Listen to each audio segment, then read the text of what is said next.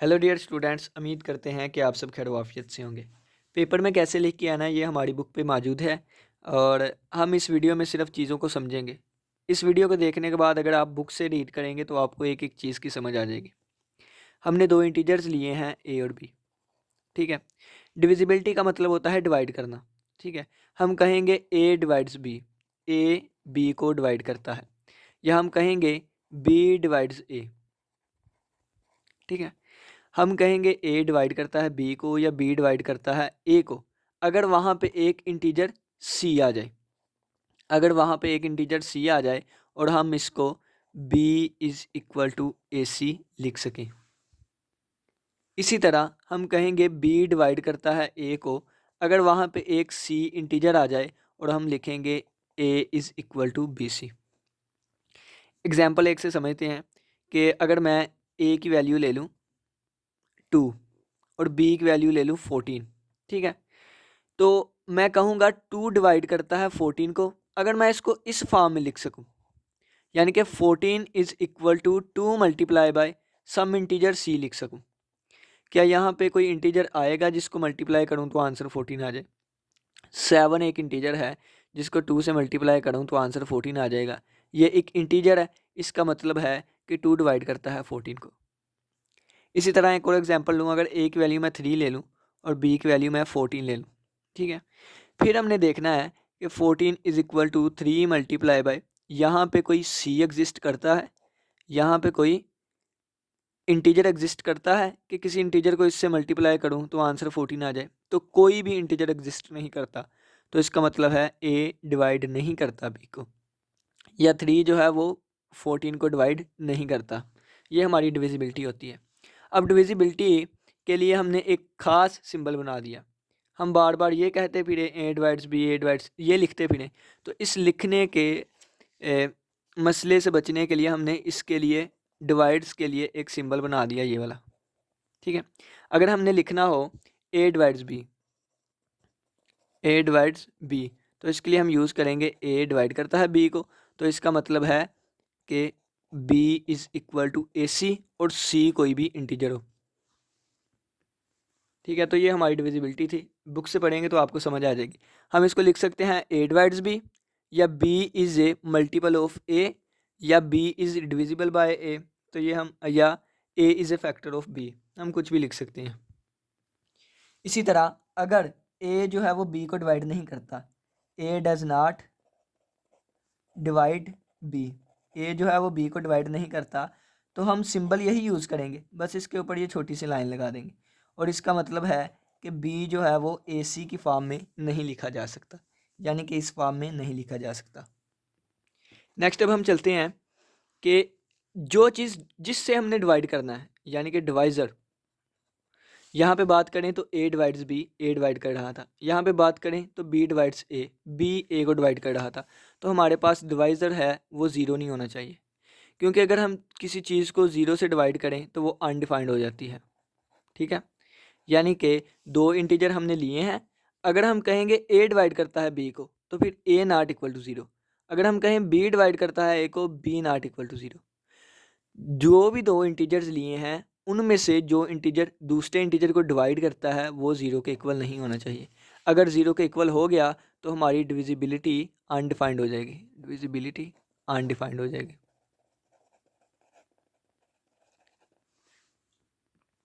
Next अब हम बात करते हैं प्रॉपर डिवाइज़र पे। अगर हम कोई भी एक नंबर उठा लें, फ़र्ज़ किया हमने 7 उठा लिया, ठीक है। इस 7 को 4 नंबर तो लास्ट में डिवाइड करेंगे, एक +1, एक -1, एक +7 और एक -7, यानी कि 7 ही 8 उठा लेते हैं, 8 नंबर, ठीक है। इसको 4 नंबर तो लाजमी डिवाइड करेंगे, एक +1, एक -1 और एक प्लस अपना आप और एक माइनस अपना आप, ठीक है। यानी कि अगर इसी तरह हम एक क्यू नंबर ले लें, ठीक है, तो क्यू नहीं कोई एम ले लेते हैं, एम नंबर लिया, इसको +1 भी डिवाइड करेगा, इसको -1 भी डिवाइड करेगा, इसको +m भी डिवाइड करेगा और इसको -m भी। इन चार डिवाइज़र के अलावा, यानी कि इन चार डिवाइड करने में के अलावा जो भी इस नंबर को डिवाइड कर जाए उसको हम प्रॉपर डिवाइज़र कहेंगे। एग्जाम्पल के तौर पे 8 ही नंबर था ना, तो 8 को +1 भी डिवाइड करता है, -1 भी, +8 भी, -8 भी। इसके अलावा और कौन से नंबर डिवाइड करते हैं? +2 डिवाइड करेगा, -2 डिवाइड करेगा, +4 और -4, ये नंबर्स भी डिवाइड करते हैं और इनको हम प्रॉपर डिवाइजर्स कहेंगे। प्रॉपर डिवाइजर्स +1 और -1, प्लस अपना आप और माइनस अपना आप छोड़ के जो डिवाइजर्स होते हैं उनको हम प्रॉपर डिवाइजर्स कहते हैं। नेक्स्ट हमारे पास डिविजिबिलिटी के कुछ थ्योरम्स आ जाते हैं, वो देखते हैं। अब ये हमारे पास कुछ थ्योरम्स आ गए हैं कि इनमें कहा गया है ए और बी दो इंटीजर्स लिए हैं, ठीक है। तो आपने जो भी ये क्वेश्चंस लिखे हुए हैं, जो चीज़ डिवाइड करेगी वो ज़ीरो के इक्वल नहीं होनी चाहिए, ठीक है। अब देखें, हमने प्रूव करना है ए डिवाइड करता है ज़ीरो को, एवरी इंटीजर डिवाइड करता है ज़ीरो को, 1 और -1 डिवाइड करता है ए को, और ए डिवाइड करता है ए को, ए डिवाइड करता है बी को, और बी डिवाइड करे ए को, फिर ए हमारे पास या तो प्लस बी होगा या माइनस बी, ठीक है। और अगर ए डिवाइड करता है बी को, बी डिवाइड करे सी को, तो फिर ए सी को भी डिवाइड करे, ये ट्रांजिटिव प्रॉपर्टी है। अगर ए बी को डिवाइड करता है तो ए बी सी को भी डिवाइड करे, अगर ए बी को डिवाइड करता है, ए सी जो है वो बी सी को भी डिवाइड करे। डिवाइड करने वाला ज़ीरो ना हो, ना ए ज़ीरो हो और ना ही सी ज़ीरो हो, इसको हम कहते हैं मल्टीप्लिकेटिव प्रॉपर्टी। ए को भी सी से मल्टीप्लाई करवा दिया, बी को भी सी से। एच नंबर पे आता है, अगर ए डिवाइड करता है बी को, ए डिवाइड करता है सी को, तो ए जो है वो B X plus C Y को भी डिवाइड करे, ठीक है। एक्स और वाई कोई भी इंटीजर्स हो सकती हैं, इसको हम लिनियरिटी प्रॉपर्टी कहते हैं। अगर ए डिवाइड करता है बी वन को, B one plus B two को, इन दोनों में से किसी एक को भी डिवाइड करे। ए जो है अगर बी वन को भी डिवाइड करे साथ, तो इसका मतलब है कि ए बी टू को भी डिवाइड करेगा। स्टार्ट करते हैं इनका प्रूफ। सबसे पहले नंबर ए वाला करेंगे। नंबर ए डिवाइड करता है ज़ीरो को, ये हमने प्रूफ करना है, ठीक है। तो ए डिवाइड करता है ज़ीरो को, ये प्रूफ करना है, यानी कि हमने प्रूफ करना है ए डिवाइड्स ज़ीरो, ये हमने प्रूव करना है कि ए डिवाइड्स ज़ीरो। डिविजिबिलिटी की डेफिनेशन पढ़ के आए कि अगर यहाँ पे थोड़ा सा रफ कर लेते हैं कि ए डिवाइड करता है बी को, तो इसका मतलब है ए डिवाइड्स बी, ठीक है। अगर वहाँ पे कोई सी जो है वो इंटीजर से बिलोंग करे और हम बी को इज़ इक्वल टू ए सी लिख सकें और लेफ्ट हैंड साइड का आंसर राइट हैंड साइड के इक्वल आ जाए, तो इसका मतलब ये चीज़ ठीक होगी, ठीक है। अब देखें, ए डिवाइड्स ज़ीरो, ये हमने प्रूव करना है, ठीक है। यानी कि हम zero is equal to A multiply by some integer लिख सकते हैं कि नहीं, ठीक है। या इस तरह लिख लें या ये कह लें, ठीक है। अगर तो सी जो है उसकी वैल्यू एक इंटीजर आ गई, तो इसका मतलब है कि ए डिवाइड कर जाएगा ज़ीरो को। तो सी की वैल्यू अगर मैं ज़ीरो पुट कर दूँ और ज़ीरो हमारे पास एक इंटीजर है, तो zero is equal to A multiply by zero, zero is equal to zero, left hand side आ गए राइट हैंड साइड के इक्वल। इसका मतलब हमारा प्रूव हो गया कि ए डिवाइड करता है ज़ीरो को। यहाँ पे आप स्टेटमेंट लिख सकते हैं कि zero is equal to zero, left hand side is equal to right hand side, it means that A divide करता है ज़ीरो को, ठीक है। नेक्स्ट हमारा प्रूव जो था वो देखते हैं। वन डिवाइड करता है ए को, वन -1 डिवाइड करता है ए को, ठीक है। तो -1 वाला मैं करूँगा, +1 वाला आप खुद करें। वन डिवाइड करता है ए को, ये आप खुद कीजिएगा, और -1 डिवाइड करता है ए को, ये मैं करता हूँ, ठीक है। यानी कि इसको हमने प्रूव करना है, -1 जो है ये डिवाइड करता है, डिवाइड्स ए को, ये हमने प्रूव करना है, ठीक है। तो अगर इसको हम ओपन करके लिखें तो a is equal to -1 multiply by c, और सी हमारे पास कोई ना कोई इंटीजर होना चाहिए। तो हम यहाँ पे सी की एक इंटीजर वैल्यू लेंगे कि left hand side right hand side की आ जाए। अगर तो सी की एक वैल्यू इंटीजर होती हो, तो इसका मतलब है कि -1 जो है वो ए को डिवाइड करेगा, ठीक है। तो सी की वैल्यू हम क्या लेंगे, -1, और माइनस ए अगर हम सी की वैल्यू लें तो लेफ़्ट हैंड साइड राइट के इक्वल आ जाएगी, यानी कि हमने सी की वैल्यू -a ले ली है, ठीक है। और ये बिलोंग करती है इंटीजर में से। अगर एक नंबर जो कि इंटीजर से बिलोंग करता है तो उसका नेगेटिव चीज़ भी इंटीजर से बिलोंग करेगी। अगर ए इंटीजर से बिलोंग करता है तो -a भी इंटीजर ही है, ठीक है। तो a is equal to A, left hand side आगे राइट हैंड साइड के इक्वल, इसका मतलब है -1 जो है वो डिवाइड करता है a को, ठीक है। पहले बता रहा हूँ, यहाँ चीज़ें समझा रहा हूँ, पेपर में कैसे लिख के आनी वो बुक पे लिखा है। अब देखें यहाँ से एमसीक्यूज़ भी हमारे बन रहे हैं, यानी कि एक वैल्यू कोई भी हो।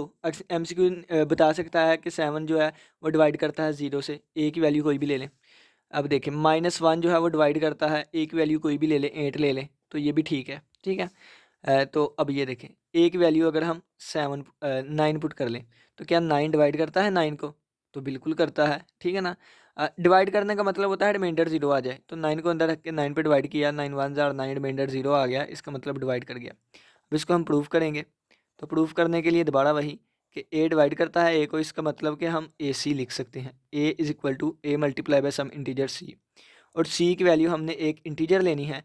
अगर हम 1 लेंगे तो left hand side right hand side के इक्वल आ जाएगी। सी की वैल्यू 1 ली जो कि इंटीजर से बिलोंग करती है, ठीक है। Left hand side right hand side के इक्वल आ गई, तो इसका मतलब है कि ए डिवाइड करेगा ए को। ये रिफ्लेक्सिव प्रॉपर्टी है। नेक्स्ट थ्योरम है, अगर ए डिवाइड करता है बी को, बी डिवाइड करे ए को, तो इसका मतलब है ए इक्वल टू हो या प्लस बी के या माइनस बी के। इसका मतलब है ए या प्लस बी के हो या ए माइनस बी के इक्वल हो, ठीक है। ये हमने प्रूफ करना। ए डिवाइड करता है बी को, ये हमें गिवन है, ठीक है। ये भी हमें गिवन है कि बी डिवाइड करता है ए को, तो ये गिवन है, यानी कि ए डिवाइड करता है बी को, तो हम इसको ओपन करके लिखेंगे B is equal to A multiply by C1, ठीक है। अब ये भी चीज़ हमें गिवन है कि बी डिवाइड करता है ए को, इसको ओपन करके लिखेंगे A is equal to BC2, ठीक है। अब देखें ये ए वाली वैल्यू जो है हम यहाँ पे पुट करेंगे। जब यहाँ पे पुट की तो ये आएगा बी, ये C1 है और ये C2, ठीक है। अब ये देखें ये चीज़ यहाँ प्लस किया उधर जाकर माइनस की हो जाएगी, तो B minus B C1 C2 equal to 0। दोनों में से बी को कॉमन लिया तो आ गया 1 minus C1 C2 equal to 0। अब दो चीज़ें आपस में मल्टीप्लाई हो रही हों और उनका आंसर 0 आए, तो या तो ये 0 के इक्वल है या ये 0 के इक्वल है, ठीक है। तो बी जो है वो 0 के इक्वल नहीं हो सकता, क्योंकि मैंने पहले बताया जो चीज़ डिवाइड करती है, डिवाइज़र होता है, वो 0 के इक्वल नहीं हो सकता। यहाँ पे बी ए को डिवाइड कर रहा था, बी जो है वो 0 के इक्वल नहीं हो सकता, यानी कि 1 माइनस C1 C2 ये 0 के इक्वल है। तो यहाँ से 1 is equal to C1 C2, यानी कि C1 C2 की वैल्यू 1 आई। अब C1 और C2 दो इंटीजर्स हैं। अब दो नंबर्स को आपस में मल्टीप्लाई करें, दो इंटीजर्स को, तो उनका आंसर 1 कब आता है? जब दोनों की वैल्यू 1 हो या दोनों की वैल्यू -1 हो। उस वक्त जब आपस में मल्टीप्लाई करें तो आंसर 1 आता है। यानी कि जब C1 का आंसर 1 हो, C2 का आंसर 1 हो, आंसर 1। C1 का आंसर -1 है, C2 का आंसर -1 है, तो आंसर 1 आएगा। अब ये वाली वैल्यू, यानी कि C1 की वैल्यू +1 भी हो सकती है, -1 भी। C2 की वैल्यू +1 भी हो सकती है, -1 भी। तो अब हमने प्रूव करना है A is equal to plus minus B.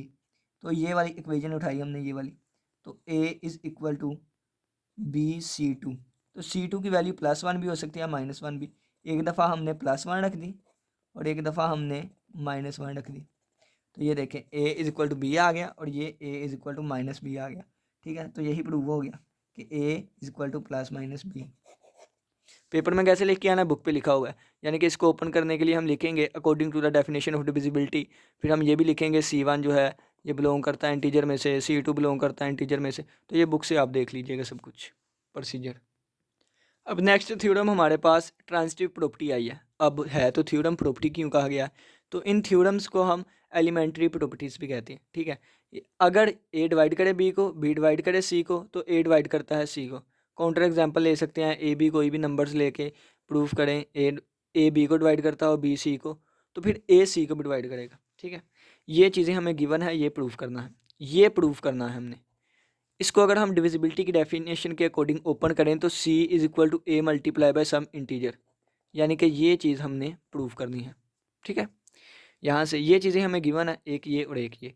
तो ए डिवाइड करता है बी को, इसको जब हम डिविजिबिलिटी की डेफिनेशन के थ्रू ओपन करेंगे तो B is equal to AC1, ठीक है। C1 कोई भी इंटीजर है, इसको ओपन करके लिखेंगे तो C is equal to BC2, ठीक है। यहाँ पे C2 कोई इंटीजर है, हमें C इज़ इक्वल टू, अब ये देखें C is equal to A multiply by some integer चाहिए, यानी कि C इक्वल टू के इस साइड पे चाहिए, तो इस B की वैल्यू हम यहाँ पे पुट करेंगे, ठीक है। ये वाला डब्बा हम यहाँ पे पुट करेंगे, तो C is equal to B की जगह AC1 और ये C2। अब ये भी एक इंटीजर है, ये भी एक इंटीजर, जब दो इंटीजर्स को आपस में मल्टीप्लाई करवाएंगे तो आंसर भी एक इंटीजर आएगा। तो a multiply by some integer, और यही हमने प्रूव करना था। देखे ना, अब जिस तरह इसको ओपन करके ऐसे लिखा, इसको क्लोज करके दोबारा वैसे लिख दे, तो ये हमारा प्रूव हो गया। नेक्स्ट थ्योरम आ गया, अगर a डिवाइड करता है b को तो हमने प्रूव करना है a डिवाइड करे bc को। ये हमने प्रूव करना है, ओपन करके लिखा bc is equal to a multiply by some integer. ठीक है, ये डेफिनेशन ऑफ डिविजिबिलिटी के अकॉर्डिंग ये चीज़ हमें गिवन है। तो हम इसको ओपन करके डेफिनेशन के ज़रिए लिखेंगे तो ये आएगा b is equal to a multiply by c. ठीक है, a मल्टीप्लाई बाय सी नहीं, अब हम कोई और इंटीजर कर लेते हैं, m कर लेते हैं। ठीक है, यहाँ पे हम कह देंगे m बिलोंग करता है कहाँ से, सेट ऑफ इंटीजर में से। अब हमें बी सी चाहिए, यहाँ पे सिर्फ b है तो दोनों तरफ हमने c से मल्टीप्लाई किया, B C is equal to A M C. ठीक है, एम भी जो है आपको पता है इंटीजर से बिलोंग करता है, और जिस सी से मल्टीप्लाई करवाया वो भी इंटीजर से बिलोंग करता है। अब एम भी एक इंटीजर है, सी भी, जब इनको मल्टीप्लाई करेंगे तो आंसर भी एक इंटीजर आएगा, तो ए मल्टीप्लाई बाय सम इंटीजर, तो ये हमारा आंसर आएगा। ये देखें प्रूव हो गई, यही चीज़ ये लिखी हुई है, इसको ओपन करके ये लिखा था, इसको क्लोज करके दोबारा ये लिख दें, तो ए डिवाइड करता है बी सी को। ठीक है, इसको क्लोज करेंगे according to a definition of divisibility, तो ये चीज़ बन जाएगी। अगर ये चीज़ गिवन थी तो ये चीज़ हमने प्रूव कर दी।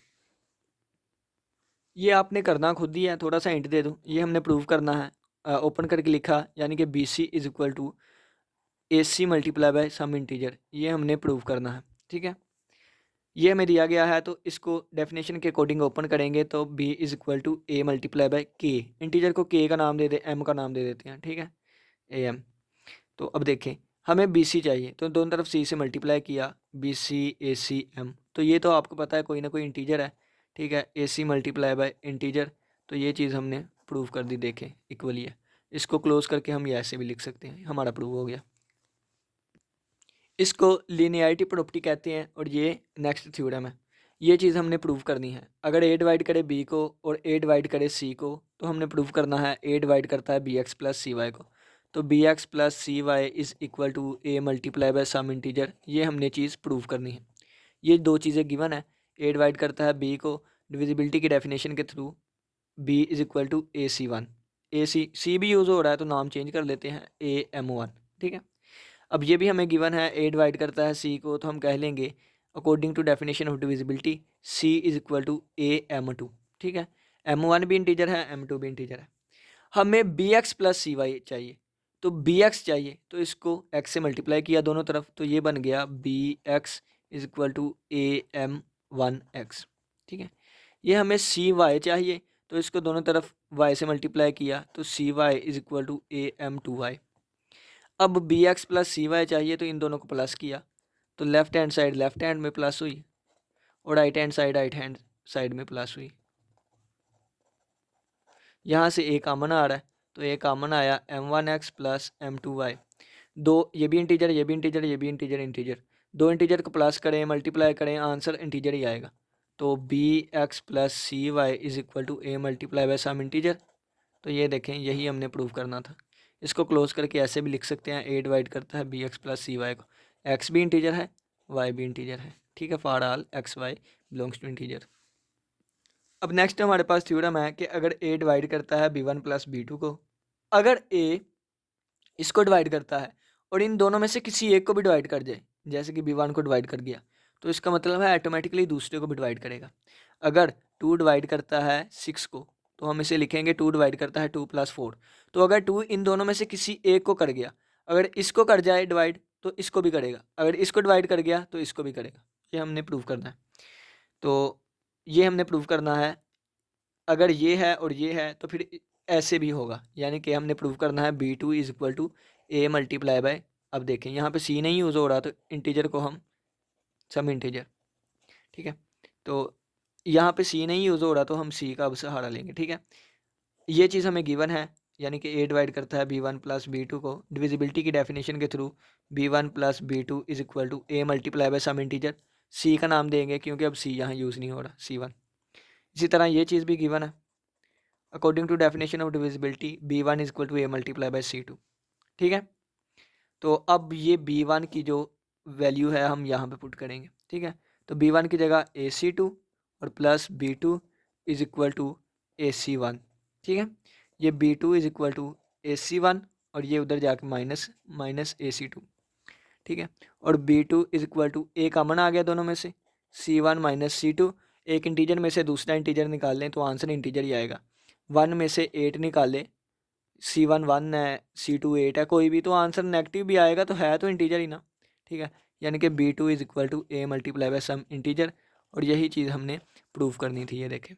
ठीक है, हम इसको बंद करके भी लिख सकते हैं, A डिवाइड करता है B2 तो। ठीक है, तो इन दोनों की मदद से हमने ये चीज़ प्रूव कर दी। उम्मीद करते हैं लेक्चर की समझ आई होगी। कोई भी क्वेश्चन हो आप पूछ सकते हैं। अल्लाह हाफिज़, अल्लाह निगहबान।